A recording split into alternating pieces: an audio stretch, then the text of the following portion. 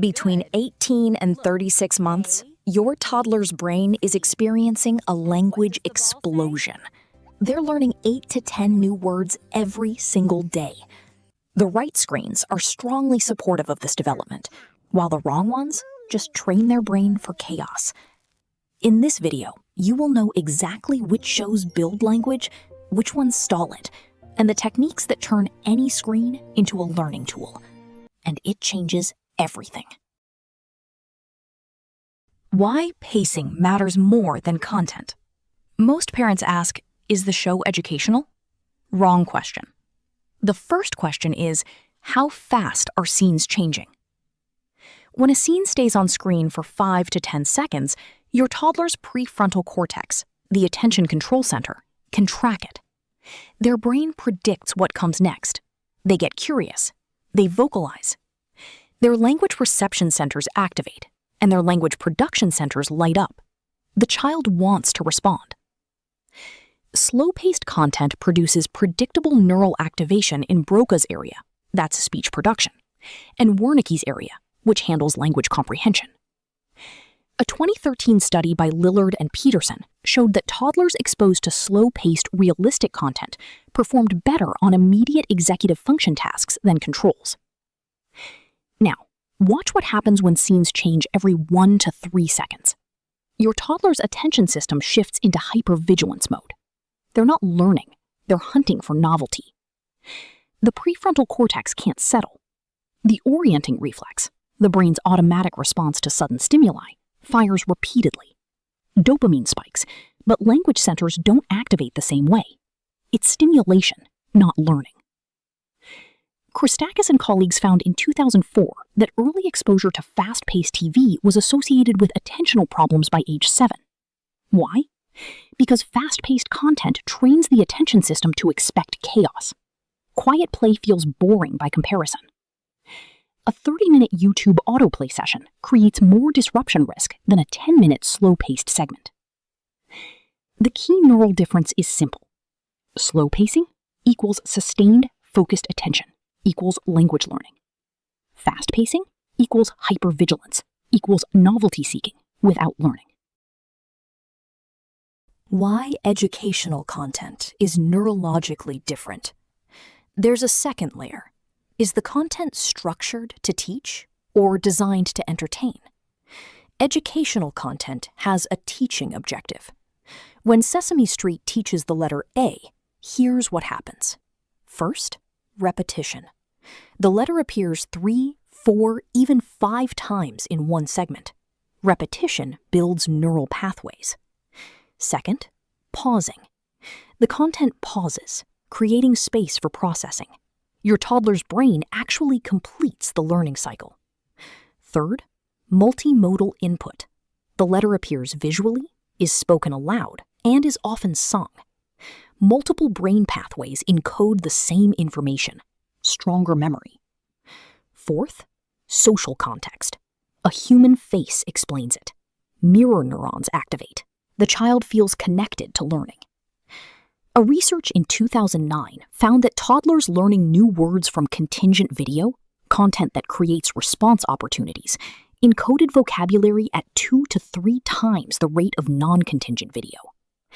Educational content is designed with these contingencies built in.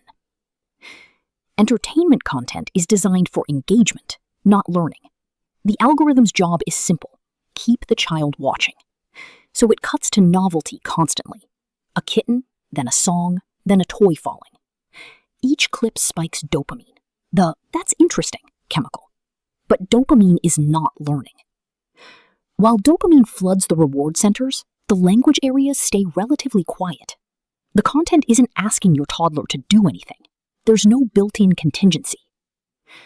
A 2019 meta-analysis by Madigan and colleagues found that high screen time, especially passive, entertainment-focused content, was associated with lower language scores, independent of socioeconomic factors. The mechanism? Entertainment content displaced parent-child interaction, which is the actual driver of language growth.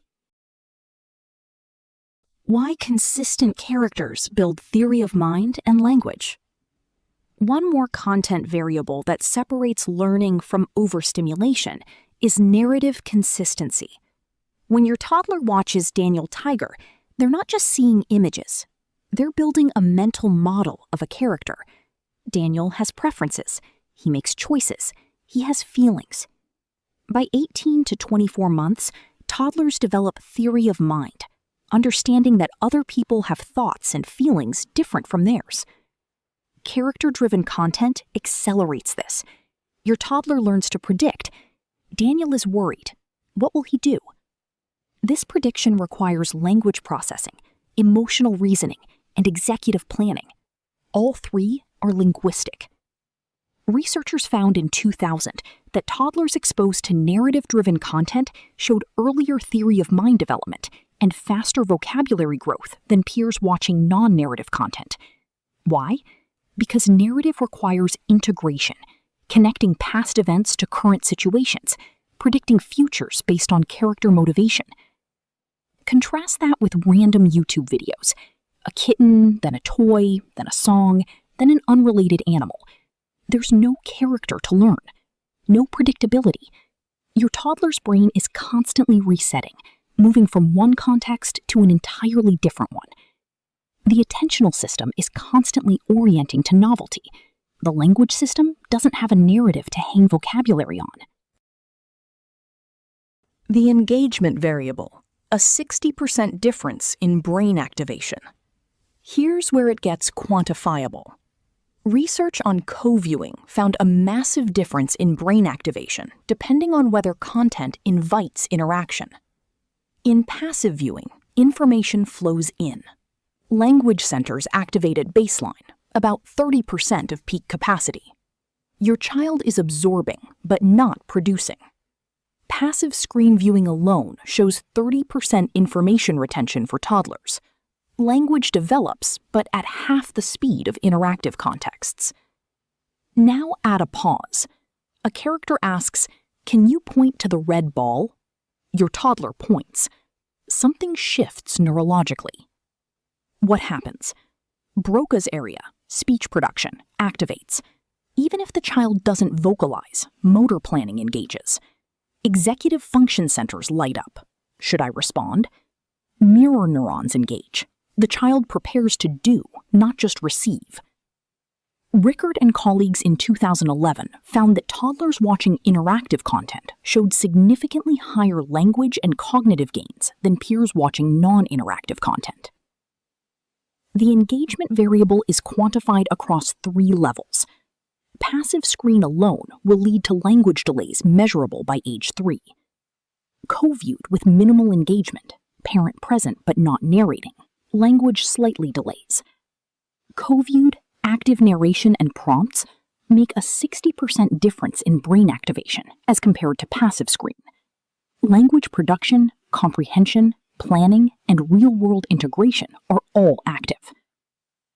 This means a 20-minute co-engaged Sesame Street episode activates your toddler's language brain at the same intensity as a book reading session. The screen is not the hero. Your engagement is. Now, let's go to the practical part. If you're going to use screens, make sure that you use the 3D bridge method to turn screens into language learning. The 5 co-viewing techniques introduced herein are age-appropriate and backed by research. The 3D bridge method is detect, dialogue, and do. First, detect if the content is safe or not. Choose videos with an average shot length of at least 5 seconds, consistent characters, and real human interaction. Avoid anything with sudden cuts, flashing text, or jarring music. If you only have 10 seconds to evaluate a show, watch the opening. If it feels chaotic or overstimulating, turn it off immediately. Another sign is if you can't narrate a clip without losing track, it's too fast. Detect if the content is educational one or not by 4 criteria: letter repetition, content pausing, multimodal input, and a social context with human face explaining things. Detect if the content has the consistent character or not. Second, create dialogue using 3 co-viewing techniques below. Technique 1, narration, for 18 to 24 months toddlers. In the the clip, a dog runs. Parents say, Look, a dog running. His tail is wagging. Wag, wag, wag, fast. The dog is running fast. You're adding words the toddler hasn't heard yet. Multimodal encoding through word, visual, and gesture builds stronger memory. Narration rule: 1 new word per 5 seconds of content. Repeat 2 to 3 times within 30 seconds. Technique 2. Pointing for 18 to 30 months toddlers. Screen shows red ball. Parent points at screen, then points to a real red ball on the floor, say, See the red ball? Red. That's red. We have a red ball at home. Red. Red. Here, touch it. Dual coding makes information retained and retrieved more effectively. The toddler learns that screen images represent real objects, a critical cognitive leap. Pointing rule: within 30 seconds of the screen moment, point to and touch a real version of what was on screen. Technique 3. Pausing and questioning for 24+ months toddlers. In the videos, character Daniel looks sad. Parent pauses and asks, Wait, why is Daniel sad? What happened? Daniel lost his toy. He's sad. What should Daniel do? The why question requires understanding of the character's internal state. This activates language production at the deepest level. Pause rule: pause every 2 to 3 minutes. Ask one simple question. Wait 3 to 5 seconds for any response. Third, do the activity in the real world.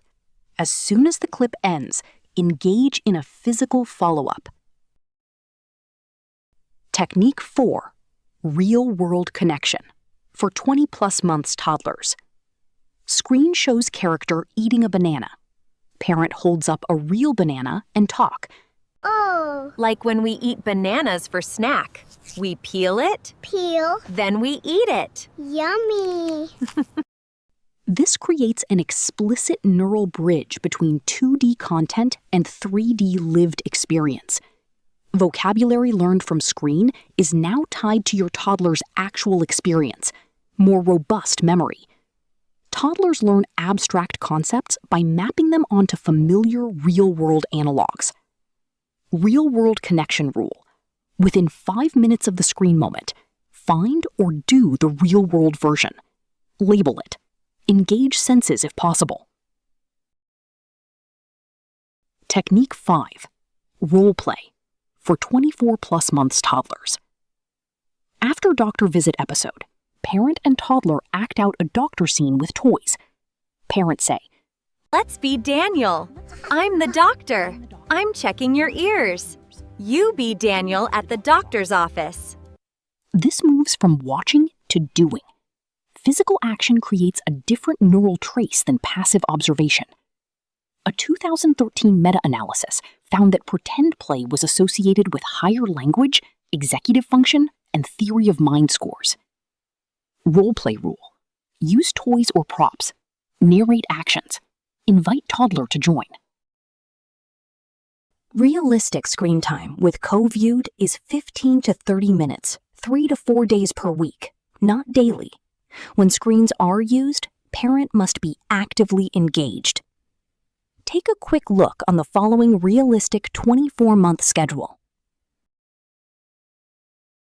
As you can see, total available screen window is 60 to 90 minutes per day. Notice the 9:45 to 10:30 slot is highest value time, after outdoor play, when attention is settled and you're not exhausted. Screen time isn't daily in this model. It's intentional and co-engaged. Now the big question. What should your child actually watch? We've prepared the shows into 3 distinct tiers for your ease reference. Tier 1 is your absolute yes. These shows are your gold standard because they are educational, intentionally slow-paced, and driven by consistent characters. The scene cuts in this category take anywhere from 5 to 20 seconds. That is the exact breathing room your toddler's brain needs to process language. Tier 2 is the maybe category. These incredibly popular shows with a bit faster pacing that need your heavy narration. And finally, Tier 3 is a strict no. This is the fast-paced, purely entertainment-driven content. The biggest traps here are commercial cartoons, random compilations, and especially YouTube autoplay. These are not designed for your child's brain and language development. Another important thing we need to talk is the red flags. Watch for these warning signs. If present, cut passive screen time 100% for 2 weeks. Prefers screens over people. Speech delays, fewer than 50 words by 24 months. Meltdowns when screens end or difficulty with quiet play. Remember, pacing beats content. Engagement beats duration. Narration beats presence.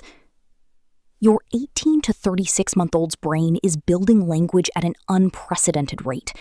Slow-paced, character-driven, co-viewed content with your active narration is as valuable as reading a book. YouTube autoplay, it's training their brain to expect chaos. For your convenient reference, the link for the 18 to 36-month Screens Toolkit is available in description of this video. You will find there editable, the daily schedules of 18 to 24 months toddlers, the 3D bridge method, including the 5 co-viewing techniques. Subscribe us for more parenting tips. See you.